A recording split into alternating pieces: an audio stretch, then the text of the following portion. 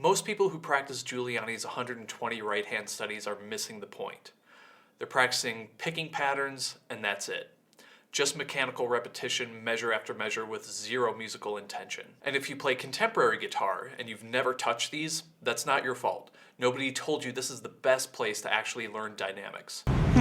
Surprised you didn't know that. Today that changes, and once you hear this, you'll wonder why nobody showed you this sooner.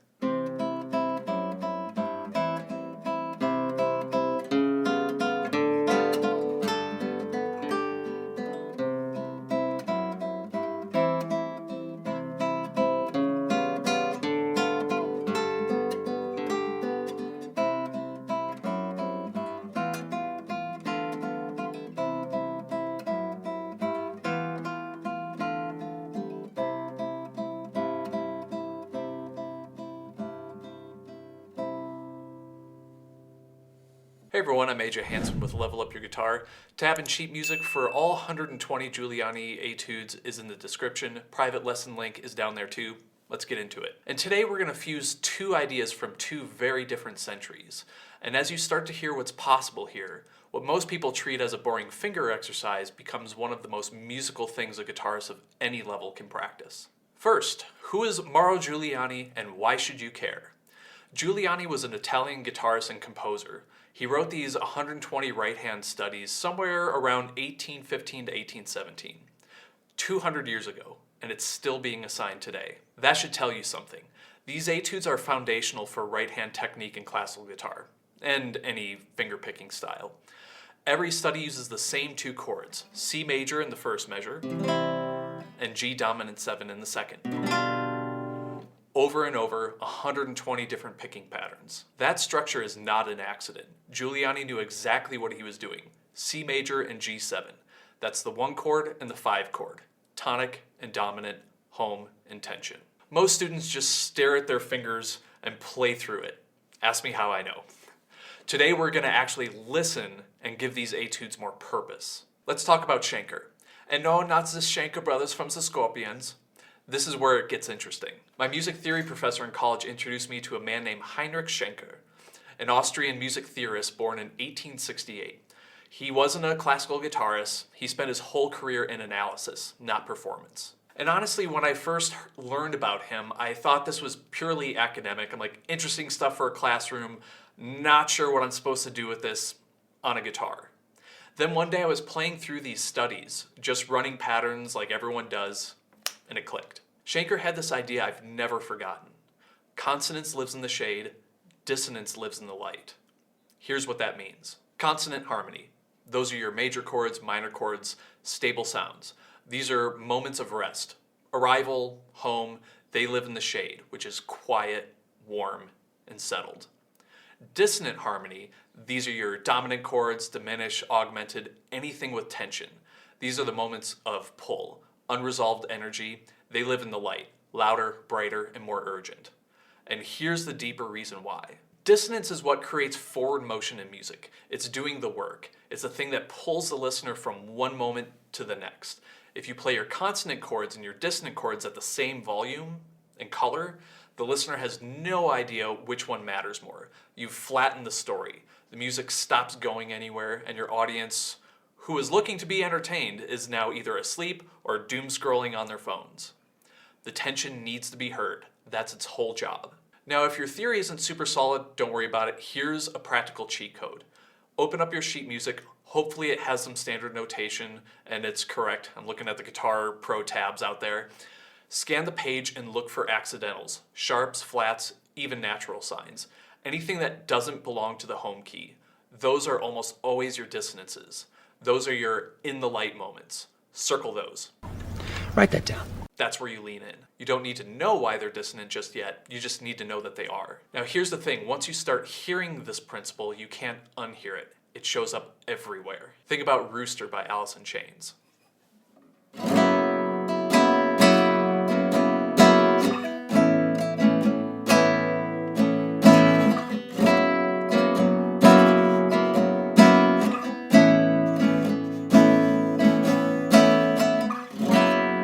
Or 'Cause We Ended as Lovers by Jeff Beck.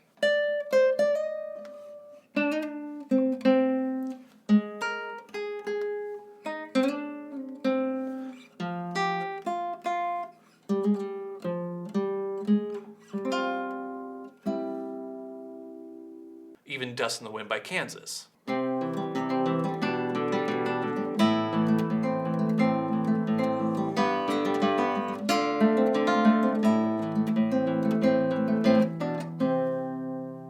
It's the same principle running underneath all of it, which brings me to something I want to say directly. If you've been watching this channel for the rock content, this concerns you too. You already know this feeling.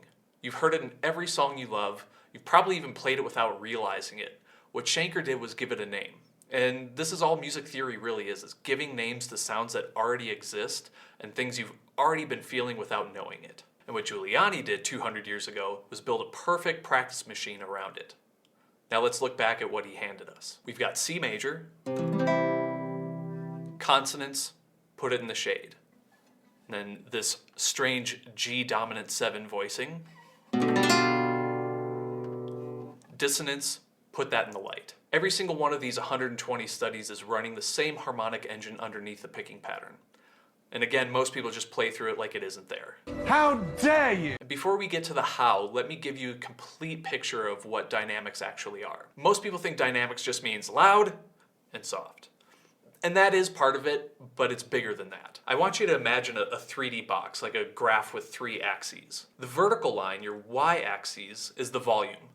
Loud at the top, quiet at the bottom. That's the one everybody knows. The horizontal line, your x-axis, this is tempo, the push and pull of time. Playing slightly ahead of the beat, sitting back behind it, rushing into a phrase, pulling back to create some space. Fast and slow aren't just about your metronome settings, they're about where you place each note within the beat. And the depth line, your z-axis, this is tone color, bright versus dark. That crisp cutting sound near the bridge versus the warm round sound near the neck. Now here's the thing, at any moment when you're playing, you have these coordinates in that 3D space. You're somewhere on the volume axis, you're somewhere on the time axis, and you're somewhere in the color and depth axis. And as you begin to explore this, you'll find that you can set your target anywhere in these coordinates. And your playing starts to feel less like executing and more like speaking. Ultimately, dynamics is how you shape the melody. It's the difference between playing flat and giving your music dimension. And Giuliani's studies are going to teach you how to use all 3 axes at once, starting with the most obvious one first. So now we can dive into some playing, and here's what we're going to do. You can play the C major measure in the shade, and that means 2 things physically. 1, play quietly. Piano if you want the academic term. Pull back your attack. 2, move your right hand closer to the neck, near the sound hole or above it. That position gives you a warm, round, dark tone. Hear that? It's settled, it's quiet, feels at home and resting. Now the G dominant 7 measure. You're in the light. And that means, number 1, play louder. Forte. Let it project. And 2, move your right hand closer to the bridge. That position gives you a bright, cutting, intense tone. Hear the difference? That chord wants to go somewhere, it's leaning forward. Now you're not just practicing a picking pattern, going through the motions, you're practicing dynamics, you're practicing tone color, you're practicing musical phrasing. All in the same exercise. Before we get into the studies, I want to show you this principle in action on a song you already know, and I've done a simplified version that doesn't suck. Hotel California. And I'm going to switch to my steel string acoustic, one because the capo doesn't fit all the way across the 7th fret, and I can already hear classical guitar purists clutching their pearls, hoping I don't put a capo on a classical guitar.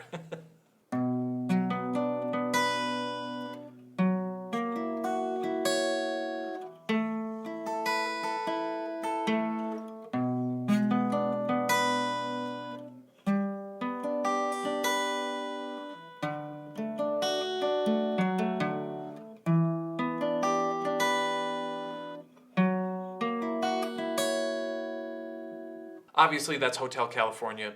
Every note is correct, the fingering is right, the rhythm is right, and it sounds kind of nothing. Now listen to the same passage with the Schenkerian approach, consonance in the shade, dissonance in the light.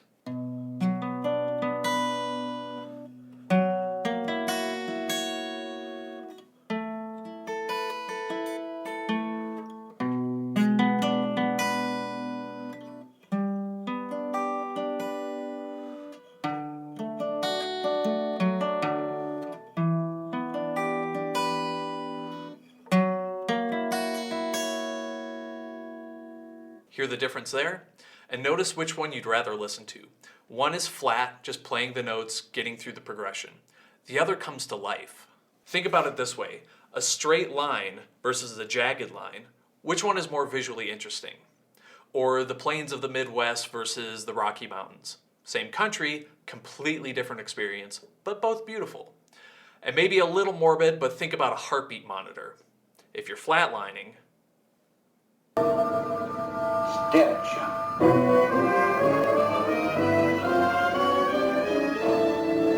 and your music works the same way. Dynamics is that lightning bolt that brings Frankenstein's monster to life. And without him, you're just playing notes. And I want to be honest with you about something. At first, this is going to feel quite awkward. Moving your hand that dramatically from neck to bridge, and then bridge back to neck, every single measure, that's a big physical jump. It's going to interrupt your picking pattern, and you're going to lose your rhythm for a second. And that's fine, and it's totally expected. Just roll with it. And I've still got my steel string. Movie magic time. That's better. Here's how to work through it. Start with the jump, make it obvious, exaggerate it. The neck for C major, the bridge for G7. Don't try and be smooth yet, just get your hand in the right neighborhood. Once you know where you're going and your hand starts to trust the move, then you start smoothing it out.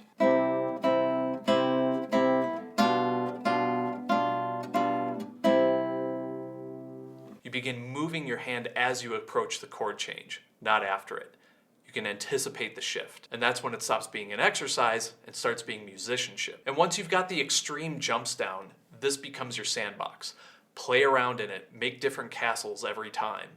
Make your jump small, you still hear the dynamic change, it'll just be more subtle, more nuanced.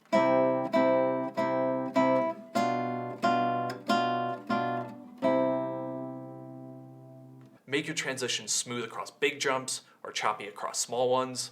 Lean way into the bridge or barely move from the neck. Experiment with how much contrast you want in a given moment. But Giuliani's studies are perfect for this. The harmonic structure is fixed, so you're not changing chords a bunch of times with your left hand.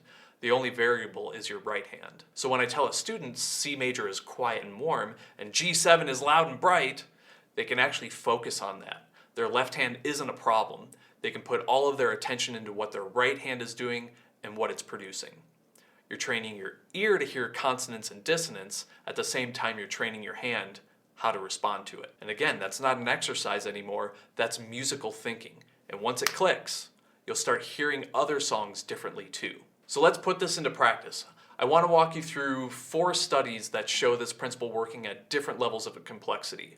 We'll start simple and build from there, but nothing too crazy. And you don't need to play all 120 of these to get the benefit.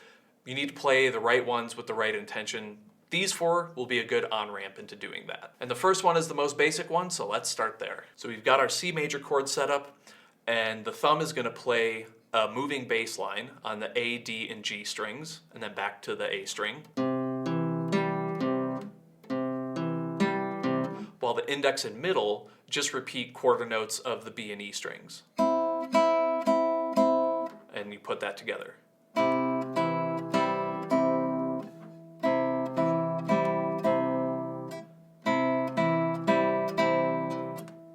Now we get this funky G7 chord. So if you're used to this G7 that kind of looks like a C major but stretched out, we're going to ditch the ring finger and put the pinky on the B string 3rd fret. And then we'll only go down to the A string for plucking.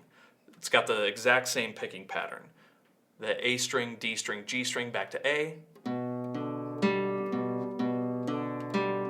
And then index and middle plucking the B and E strings.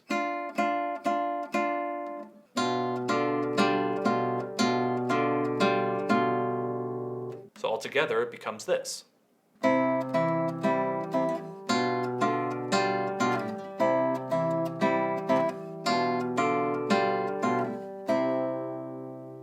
And you can repeat those 2 measures as much as you want before you land on the C major for a whole note. So you can see C major by the neck, nice and warm in the shade, G7 back by the bridge in the light. And once that feels natural, we can move to broken chords. So this example is number 2, and it takes the exact same pattern we just did, But now instead of playing block chords, we play one finger at a time. So now it goes thumb, index, middle, every single beat. And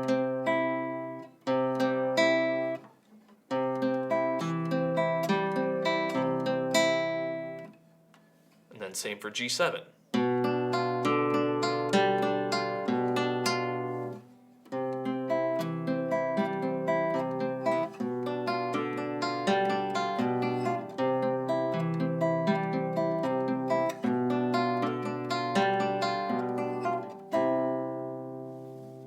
And also, if this is already starting to feel comfortable, instead of making the big extreme jumps, you can morph into each section.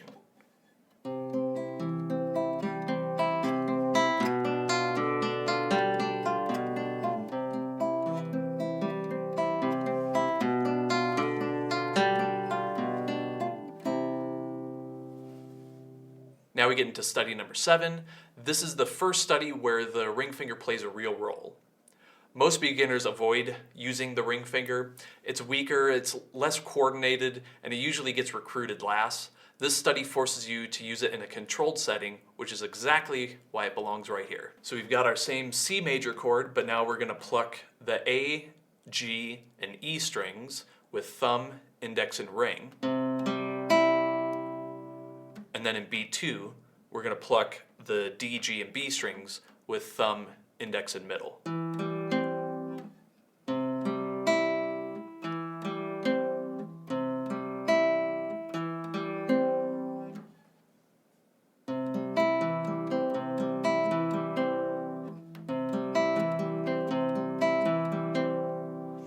And then G7, this one also is a little different, where in beat 3, you can bring that ring finger back in.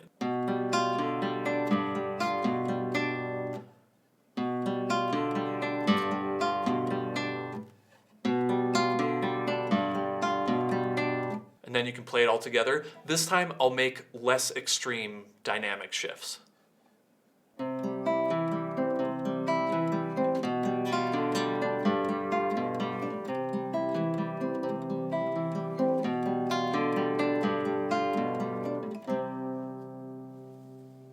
And the last one is study number 20. You could argue that this is the most sophisticated of the 4, but we just have 2 broken bass notes and then we're playing a triad, all 3 notes on the treble strings at the same time. So here you can see we've got our C major chord and we've got thumb, thumb on these 2 bass notes, and then index, middle, and ring are going to pluck this C major triad on the 3 treble strings.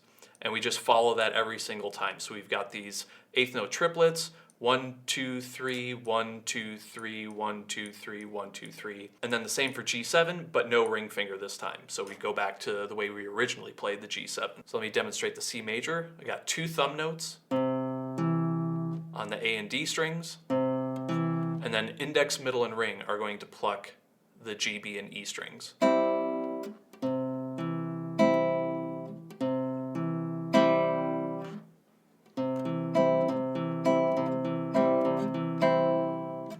G7.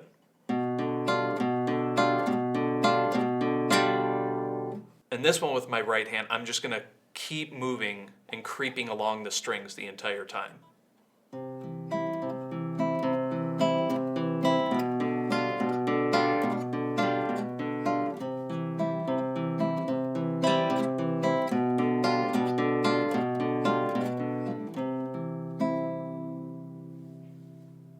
So as I mentioned, I was creeping my hand across the entire time, and I was adding a crescendo from C major up into the G7, and then once I'm there, I hang out for a bit, and then decrescendo back into the C major. And all these dynamic techniques we covered in these 4 exercises, you can mix and match. You can do some of that stuff I just did in the 4th one, and the very first one if you want to try some of that stuff out. And this is where you add more purpose to what you would normally think as a boring exercise and turn it to something where you develop your musicianship. And this is a way to add these dynamic elements and phrasing elements into what we would normally think is like, oh, this is kind of a boring exercise, and we give it purpose and musicianship.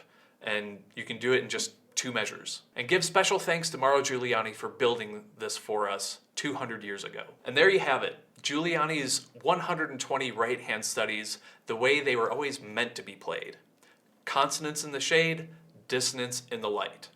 Start with the block chords, get the contrast obvious and exaggerated, then move to the arpeggio work, bring in the ring finger, and then work your way up to the phrasing inside of a single measure. And then make it your sandbox. Every study should be different every time you play it. That's kind of the point. Explore around. If this helped you level up, hit the like button and subscribe. I drop fresh lessons every week. Sheet music is in the description, and the private lesson link is down there too. And when you want to apply these dynamics to other simple open position chord songs, check out the level 4 playlist here. Keep playing, and I'll see you in the next lesson.